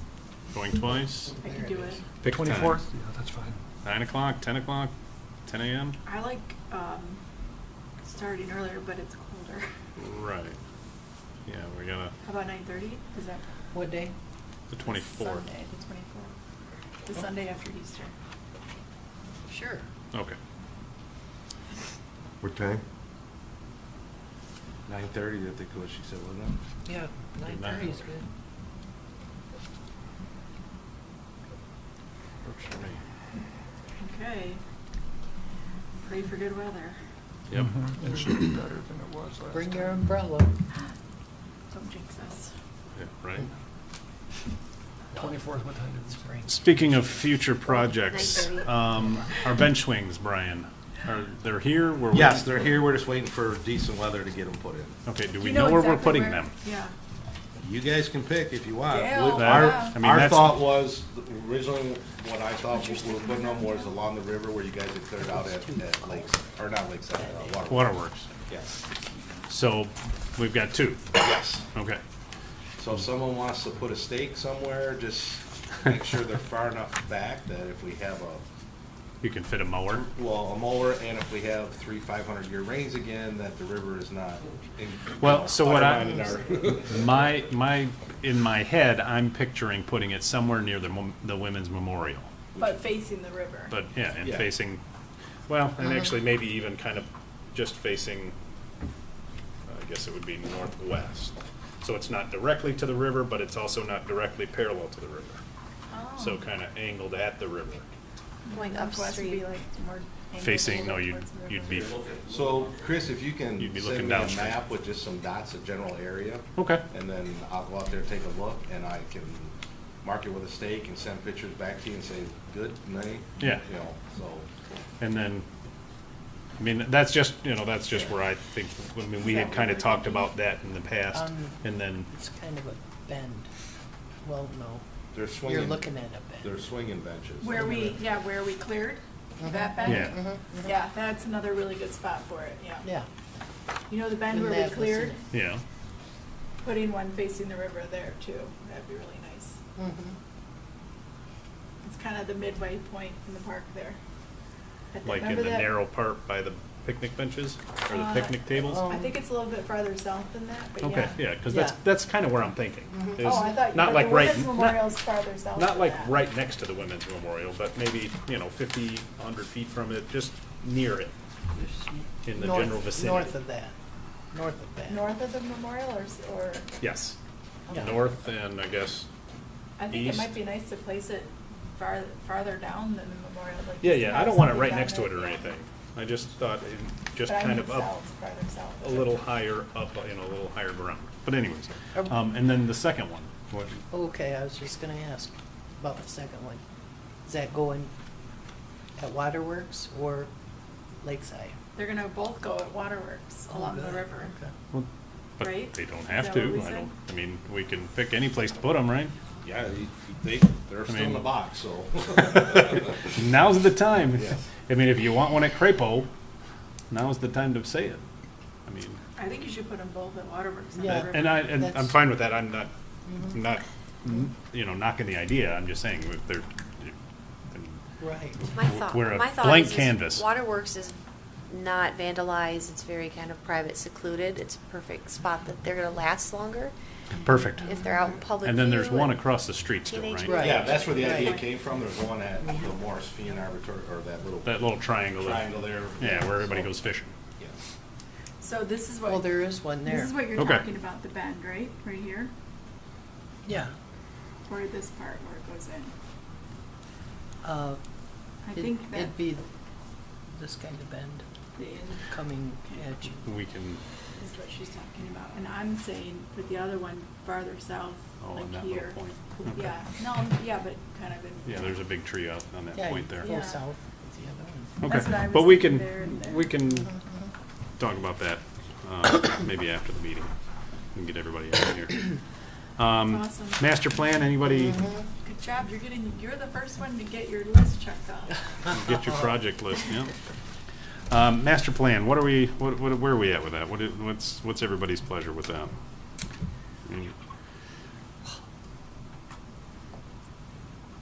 So we did our workshop. I missed that. We had a workshop, we invited the public, we had a abysmal turnout, which was, I think, a lot to Expected. do with the weather. We had beautiful weather, and we also were competing with a very large event happening in town, the play. Mhm. However, we did make very good use of our time. We discussed, a lot of what we discussed was, what's the best way to go about updating our master plan? And I think our general consensus was splitting up the details that had to get updated amongst all the commissioners and everybody putting in some time to make updates, but keeping pretty much the general form, just updating the information The that changed, information, in it. right? Yep. Did you find that on your computer? Oh, no. No, even worse, I didn't find the computer. Oh, dear. I don't think it survived the move. Oh. Did you send that to staff electronically, Chris? Do you remember? I'll check with Maybe. I'll check with Debbie for the master plan. I mean, because that- Probably I would. have a- because we she's have pretty really good at nice- requesting Right. Yeah. electronic copies. She might have, I Yeah. might- I Brian, I have a very well question might- too, Print it to you. yourself, or did you have Debbie It print probably it? has to go to No, Jerry. I did that.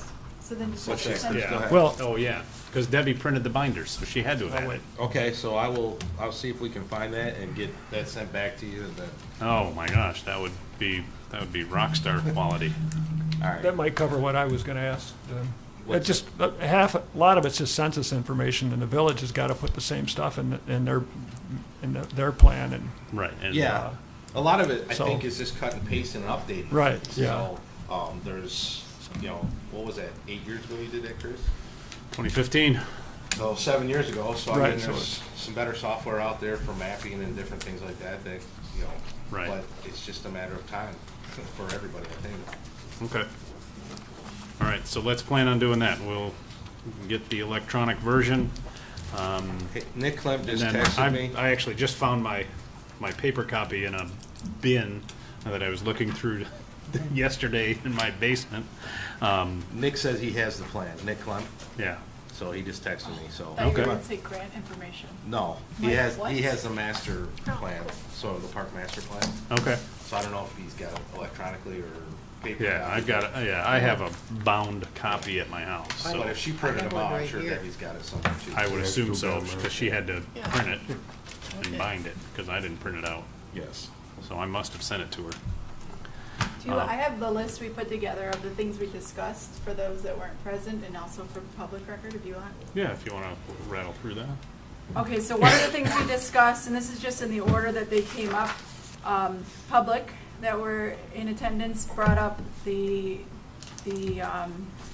controversial discussion of dissolving or creating, merging village and township parks as a long-term goal. That was something that was discussed, to be looking at that with our 5-year plan. That's obviously gonna have a lot of red tape and there's a lot of ground that has to be covered to even consider such a venture, but that was discussed. And keeping in mind that it may not even be possible. Yes, right. So, and then another thing that we discussed that we would like to consider doing is exploring ways to add more money to our annual parks budget and exploring ways to have more designated crew to maintaining parks. Another thing that we discussed was We're just spending all your money. emphasizing, There's a long line of people. We're trying to get people hired.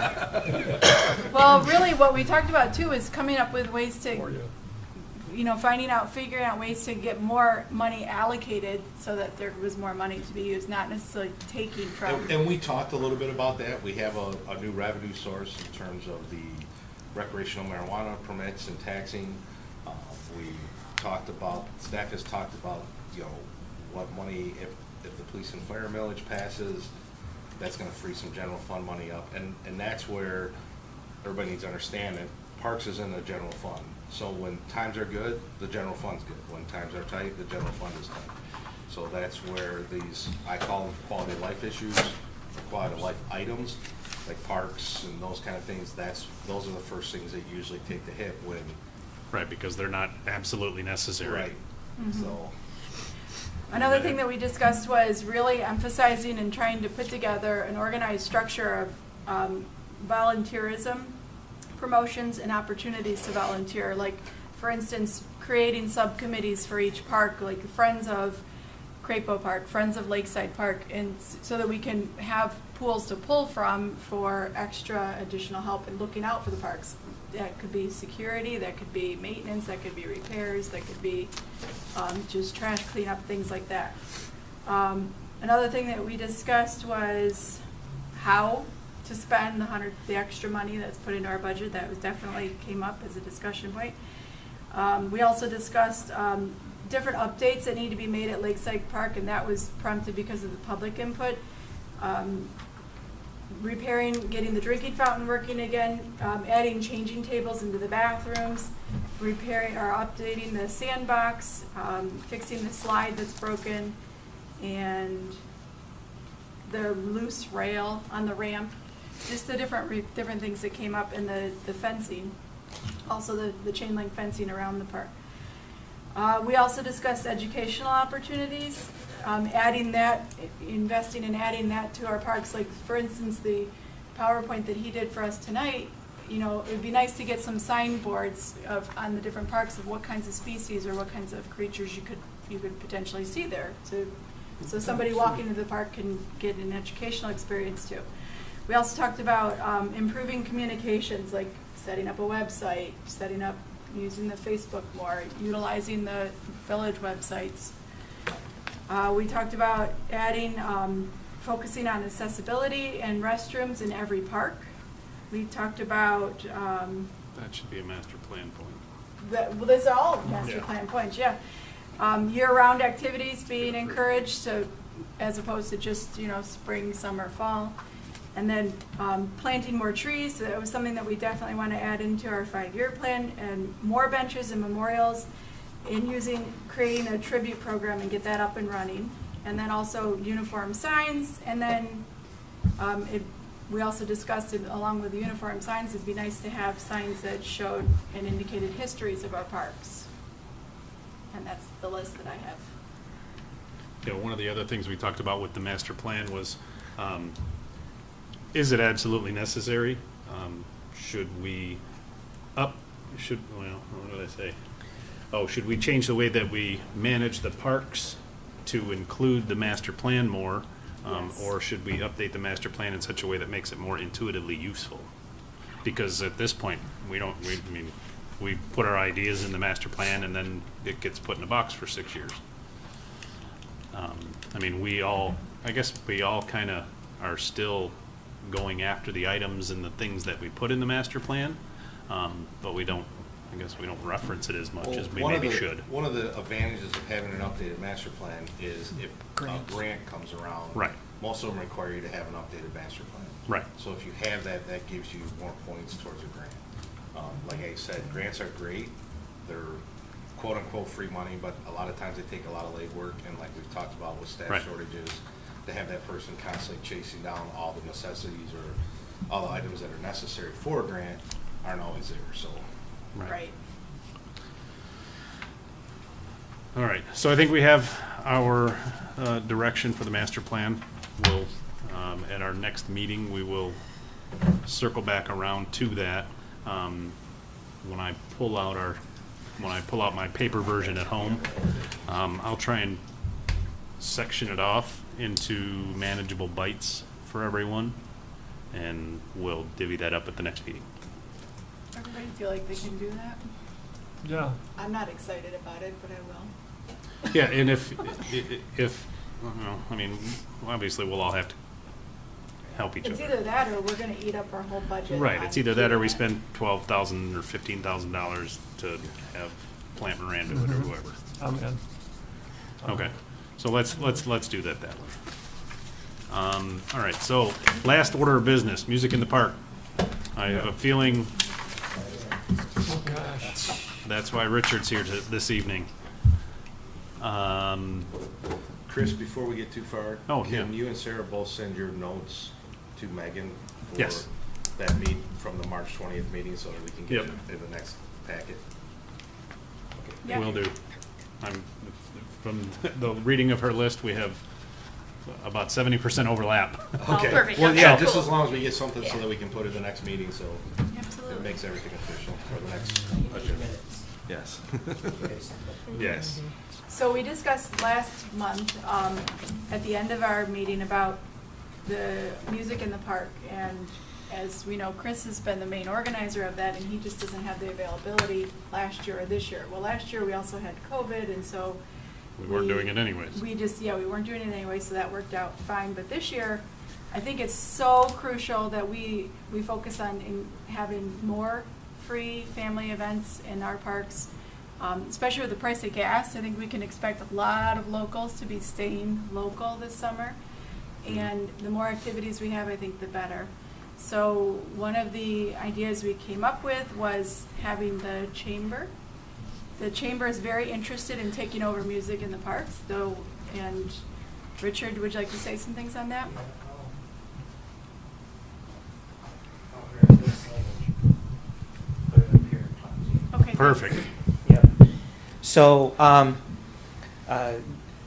Sarah and I sat down and had a conversation about some ideas, some dates, some things like that, and I took that to the board for the Chamber of Commerce, and they were very excited, very interested in this, and so they actually made a motion that passed unanimously that we handle that and make it another part of what the chamber does in the community. Great. And so I actually sent information out about it in my email that went out today. And we will begin seeking sponsorships. We'll start working on some bands. We will do 4 events, June, July, August, and September. And I've run a survey on Facebook and through my email, kind of getting some feedback on most preferable days. greatest interest in types of music and some of that kind of stuff. And it has come back Thursday or Saturday they're pretty close, far and away above any other days. And so we're probably leaning towards Thursdays. That was some of the initial board discussion. And then we decided, well, let's run a survey and kind of get a feel. And so we will more than likely be looking at Thursdays, probably like a third Thursday kind of thing. I've looked at what a couple other communities, especially chambers that have run them, have done. One of them does a main band that that we hire to come in, and then have like an opener band that is locals. One of the ones that's hitting in my mind right away is maybe that first one is maybe focused on jazz, and encourage and see if we can get the high school jazz band as the opener. Oh, yeah. At the end of their school season, right there, week after school gets out, they should probably still be able to get most of them together, and then do a hired band that we would get a business sponsor that would get the promotion out of that. And so that's kind of next on my list of projects that I'm working on over the next week or two here to get all that put together. Fantastic. So, Love it. You think you could Sounds get great. Kenny Garrett? You mentioned jazz. No, my serious question. How much? I mean, like, what is it? How much do you pay the bands? I guess. It depends on the bands. I'm expecting us to be in probably the $500 range per. Okay. That's a typical Okay. rate for. Depends a lot of times on the size of the band. Size of the How many band, right. members are Right, there. yeah. And it will depend on who we really are able to work with. Some bands may be 300 or 400, somebody else may Okay. be 6 or Kind of 7. negotiate it. And so it's kind of, some may be more expensive than other ones. Right. And And you're talking about having a business sponsor it instead of, or do we need to make sure that we have parks funds for some of this? I'm hoping that we can do sponsorships. Okay. And that's one of the things Sarah and I talked about, is because you have funds set aside in your budget, or that was part of your budget, was to fund those. That should possibly free up some budget money for you. If you had even $1,000 budgeted I think for that's that, about. I think we had 1,500. $1,000 or Maybe. $1,500 does a lot I want for another swing. you guys. That's a lot. I was gonna say that's a lot of trees, or a handful, anyways. Yeah. It's not a lot of trees. Yeah, I know. no. They're like, what are they, like 300 bucks? 300 bucks piece? But- 400 bucks piece? But so, there's, A swing. Get a swing for great ball. I may come to you and say, you know what, we might need help with a little bit of something, but I would prefer not to have to do that with you. We're on board too. Right, yeah. So, my goal is turn in my, my application to try and get it on next week's village council list. I've already got 3 that I've worked on this week for other events, so this would be application number 4. And I've got a Yeah, they've been handful of coming in bands pretty- that, Huh? The application's been coming in pretty hot for the They have, yes, yes. there were a handful of bands that had pretty good turnouts and people enjoyed Yeah, it. and I can would send be, you their information. I would be pleased to receive any suggestions you have, any previous bands that were well received. The range of interest in types of music, oldies. Always popular. They specifically asked for 60s. So, country, jazz, easy listening. Those were the top choices that kind of showed up in the survey. Okay. One that showed up in the survey as because it was an open-ended question, and so they just wrote in choices. And several of them wrote in not heavy metal and, no hard music. Softer, easier Right. listening, We're more in a park out in the family public, so friendly. we're not more family inviting friendly. Typically, you're either families or older crowd. Sure. And that's usually so- what showed up. Right. Yeah. Yeah. I have a question. I think Fenton has theirs on Thursdays also. Would that have any? Clarkston does too. Okay. It- it- Yeah. All right. Our thing isn't, the We're way not I kind of competing. look at it is, there's a reason they're all on Thursdays. Yeah, number it's a good one. day to do it. Because everybody leaves town on Friday and doesn't come home until Sunday, and then they're getting ready, getting everything, doing laundry and everything to go back to work on Monday. And so, Right. Thursday's kind it's of, that yeah. Thursday's a great night. would- And I really don't think we're going to be competing against other communities, even Fenton, Right, There are a because few they're people all from locals. Holly that go to Fenton for their concerts in the park, but it's because we don't have one. Gotcha. That was You my know. question. Yeah. I was going to suggest, but I probably don't have to, that maybe you make sure they don't have country on the same day that you have country, but probably not even a We'll just moot do a point, better yeah. country band. Right. Right. Yeah. Okay. I have a couple questions done. for the record. Okay, You are intending to keep it a free event, yes, and you are intending to keep it in the parks? yes, Okay, yes. the village parks. Crapo specifically? Yes, Okay. all of them in Crapo. I've had people asking about doing it in Battle Alley, and it's okay. And one of our Makes Josh reasons, twitch, just so you know. right? I know. One of our reasonings for doing the social zone in Battle Alley was to be able to have more events in there.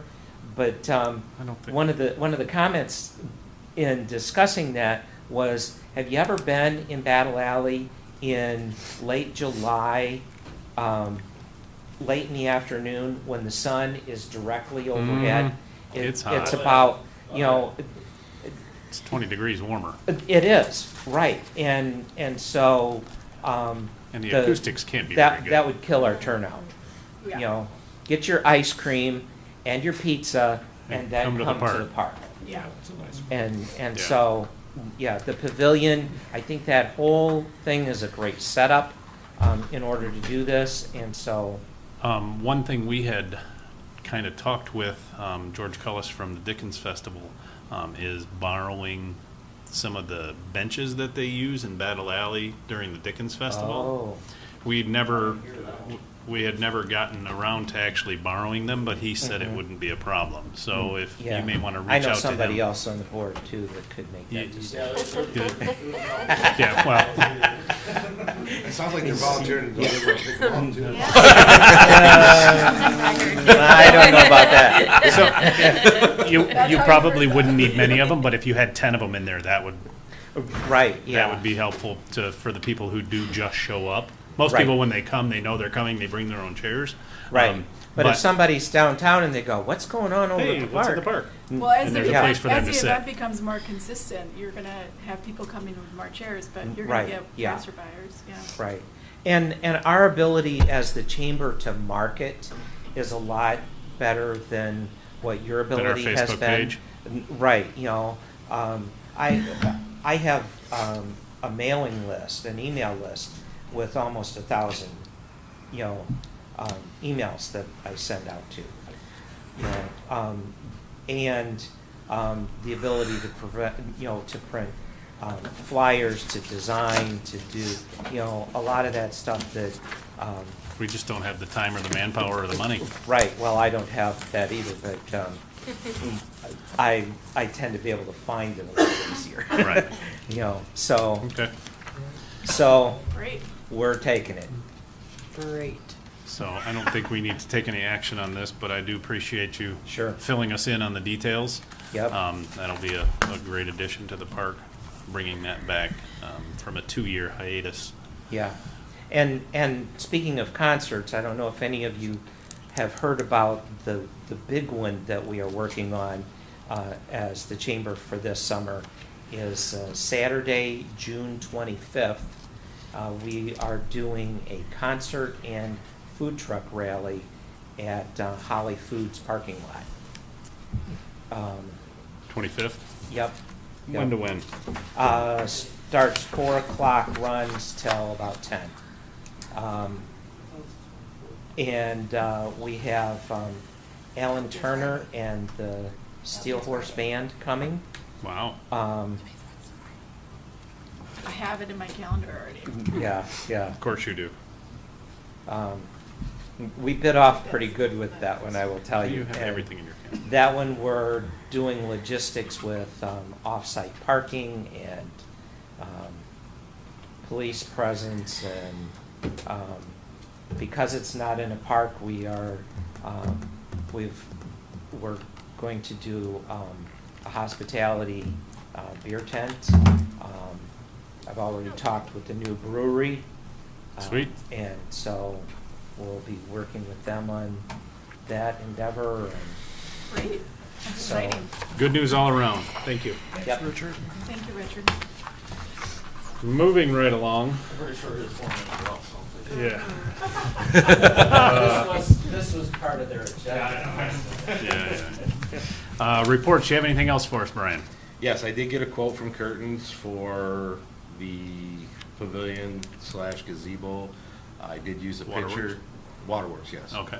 For, that I presented. They took the top, the double layer roof off to try to save some money. For 14 by 28, the quote still came in at about $14,000, a little better than $14,000. Okay. That was using, That's not installation, that's just that's materials. just materials. That's not installation. And it's not wood, it's like It's the. Trex board, yeah. So for we gotta material. buy it this year and then install it next year? Well, We need we more only have budget. about $9,000 left in this year's budget for projects. So we can build it this year and buy it next year. Something like that. So, Put it on account. yes. On account we Kurt's- got no money. We're gonna pay you $9,000 this year and $5,000 Run a after tab. July. So I have to check to see what we can do Probably do about that. labor and Kurtz would probably do that. see what, we can work out with labor and stuff like that, and then talk to Jerry and Debbie to see, because I know this was on the wish list, so I don't want to kick this can down the road, or we look at smaller, but with the price of lumber, I mean, taking 4 feet off of it on one It's not side, gonna 4 matter. feet on the other side is not gonna save us enough to get us, so if we're gonna do it, we might as well do it, and then, Yeah, I mean, we might See as well what- see what we can build what figure we out. want and, Yeah. and have it for a long time. You know, too, the other thing that subcommittee talked about was doing the skeleton type of a structure on the platform itself, and I wonder if that would bring costs down, because you would not need to buy decking material. It would just be the roof, and then, but by doing that, you add more logistics, you add different types of material and costs, because adding a skeleton is just not, I don't know if I'd feel comfortable. I mean, those are three solid slabs of concrete there, but I think we'd want the skeleton on the outside of the structure, not on top of that structure, in terms of bolting it down.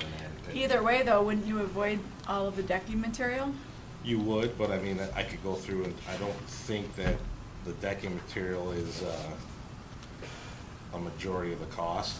If you're gonna put a roof on it, a skeleton, you're gonna have a roof on it, the shingles, the plywood, that's gonna be a majority of the cost. So you're still gonna have a railing system, you're gonna have to change some things to make that more accessible.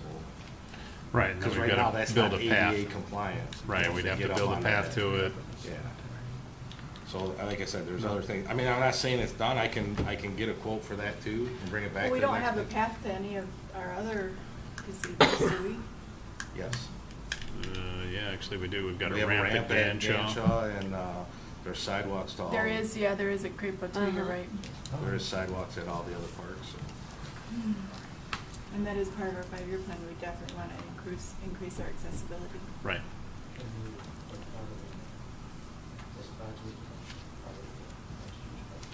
Yeah, we can, but. by Could we do doing- the deck and then build the roof next year? Well, I mean, I can Just look to don't, see. just have an open air deck and then next year put the roof on it? Yeah, I mean, if you set the poles and stuff like, I'd have to see where we could save costs, or if there's a way that we can spend the money now and just deduct it from next year's budget, you know what I mean? Right. We're Maybe going Curtains over. will extend us a line of credit? Pay for it in July. Yeah. So, yeah, I mean, there's different ways to look at it, but I just wanted to let you know that's what the cost is. Yeah, that's about what we expected it was gonna come in at. Yeah, it's cheaper than the first quote I got when I sent the original Right. pictures out. Yeah, I think you're that right. was about 30 grand, so, you know, the biggest thing is usually whatever the cost of material is, that's what your cost of labor is. So, Right. It's basically half your cost. Yeah, so, 60%. yeah, so we're looking at our $7,000 or $8,000. So the problem is if I don't line up somebody now, you know, they're gonna get busy once the weather breaks too, so. Yep. Yeah, we definitely got to plan ahead for that.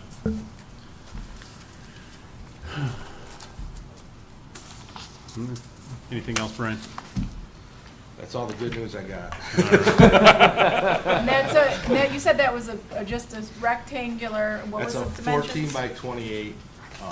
It's the picture that I sent you, but it doesn't have the double roof, the Yeah. pergola on top that was cut out, so it would just be a regular Just a 4-foot roof. pitch roof, you know, with 3-dimensional shingles. It wasn't the elongated octagon that we looked at. We were talking about just this rectangle. Square. It was Or rectangle. it was the one you guys picked. It was a square one, but the one that you guys picked had the double Yeah, I the remember double that now. roof on it. So. Right, had the fancy roof.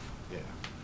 So it was taking that double roof. I mean, which that's an added feature that could be added on any time because that's just, Right, it's just decorative. yeah, it's a decorative It's feature. like a hood so- ornament. Yeah. I say Not anytime. falling for that. I know it'll never happen. Well, no, if we keep adding projects and. All right, board member comments. Joe, Mr. Hutchins, have anything for us? Nope. Everything's going great. Ms. Peltonen? Nope. Copy that. Ms. Berger? Nope. Nothing further? Mr. Summers? I got like a couple things. Okay. Just one, I forgot to mention, I wanted to ask, when I did my presentation, I had a native plant list that I couldn't get on the PowerPoint, but I was just gonna show it. But anyways, I was kind of astounded at Lakeside how many native plants were growing there. I just wanted, in fact, can I email you that list? Can it be put in the record or? Yeah. Okay, email it, that's yeah. all. I can put it in. Thanks, yeah, I appreciate that. And then Sarah, you alluded to this, but this is something that's probably got to be acted on fairly quickly. It was the fence at Lakeside, taking it out.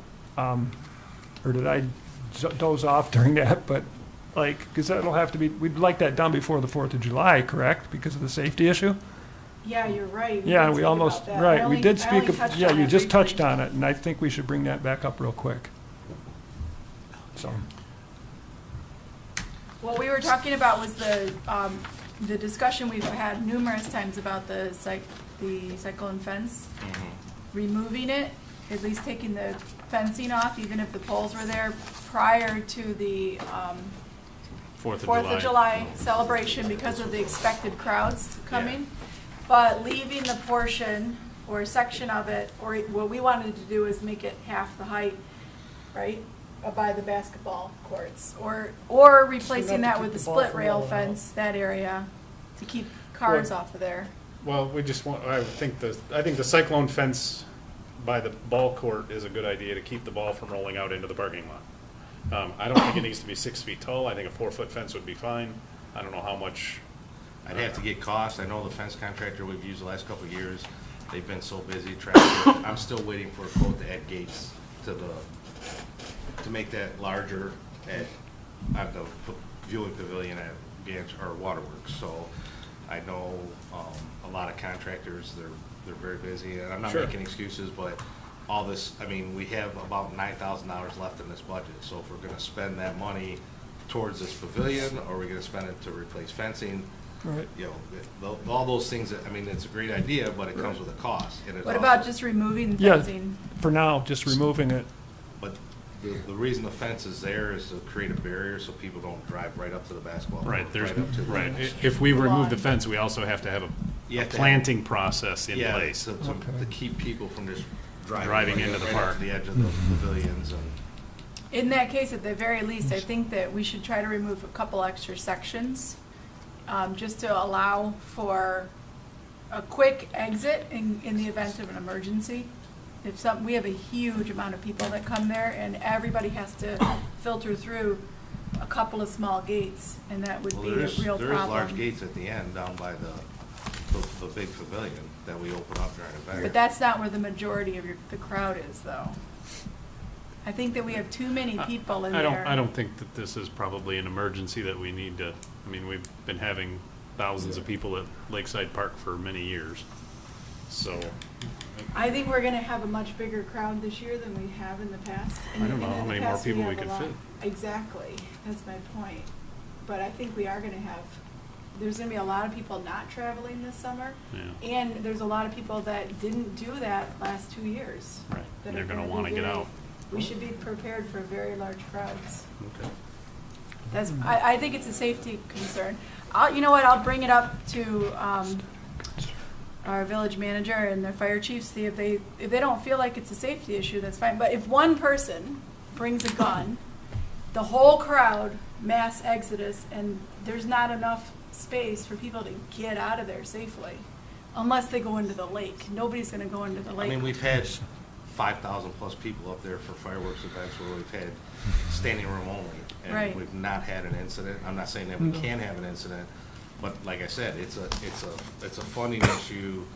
You know, what is the priority? Do you want part of the fence removed? Do you want the pavilion built? I Yeah. mean, Right. that's, you know, I'll do whatever, you know, you guys make recommendations, and if we're directed to do those things, then we can do them. That was, well, But- that's what he was bringing up, was we discussed that when we were doing the master plan about. And we've that discussed maybe be removing an that issue fence. this I got summer. quotes to replace that fence, and it's, you know, $40,000-$50,000 Yeah. to replace it with Well- a 4 or 5 foot steel, you know, because we want to try to keep the aesthetics up there and you know, Right. long-term maintenance down and stuff like I that. think the last thing we discussed was split rail to save on all of that expense, but even at the very least, I'll double check. Those are just my hunches that, like, God, I don't want to bring my kids in there on the 4th of July. This is like, that's a nightmare if something like that happened. But, you know, at the very least, if we can open up those openings a little bit wider before the 4th, even if we leave the majority of the fence up.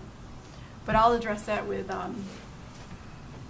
our fire chief and our village manager, see if they think it's a safety issue or not. Or make an opening like we talked about at Cyclone Park. Well, the biggest thing though too is we have the big drive-through gates down there too. Yeah. They can be left open. Yeah, and they have been for 4th of Yeah, July. Yeah. down there Realize that they you are. can't just take a piece of it off. You have to have, You have to have end poles, you have to Right. have the fence Right. stretched again. There's a cost involved. It's just not as easy as removing a section. of Yeah. fence. you have to have a Yeah. fence company actually do I'm it. all for taking the whole thing down. DPW can't just run it. Take it down and put it back Can we have up. you come and do restoration when someone comes and does a donut through the park? Right, and just roll it up and then roll it back. You can't, yeah. It's not snow fence, Yeah. you know? Yeah. Yeah. It's a Right. different scenario. I wish it was that simple, but it's not. And Yeah. I hate to always be the bearer of bad news, but I have to look at the cost you are. and I have to look at the cost and what resources we have. Right. So, we don't have the resources that everybody would like us to have. Amen. Ain't that the truth? I have nothing further. Is there any further public comment? I actually do real quick, and I never do public comment, so don't put your gavel down. The floor is yours. No, you perked my ears up about the volunteers having a different page for each park. I deal with Subcommittee. volunteers all year long, as does he. Don't do that. I'm telling you, it dilutes everything. It's not a Facebook page. No. This is like you've got Friends of the Library, and you've got you know, There's people that live around each of those parks that may want to adopt those parks, you know? But don't you want just the Holly Parks page where they can Yes. volunteer for anything and not each Yes. individual one? Because we did that before with all of our 4 Main Street committees. Mm-hmm. And that was a disaster because there was some people wanted this, some people didn't. And Yeah, nobody you was bring up paying a very attention good to all point. 4 of them. And you have, what, 7 parks? I'm just saying, I think that's a bad idea. But Thank you for the input. Yeah. Very And good then point. Brian mentioned Ganshaw earlier about people going there for lunch. I mean, Crapo gets all the glory because we use it for all of our big events and stuff. But Ganshaw, people are there all day long, every day.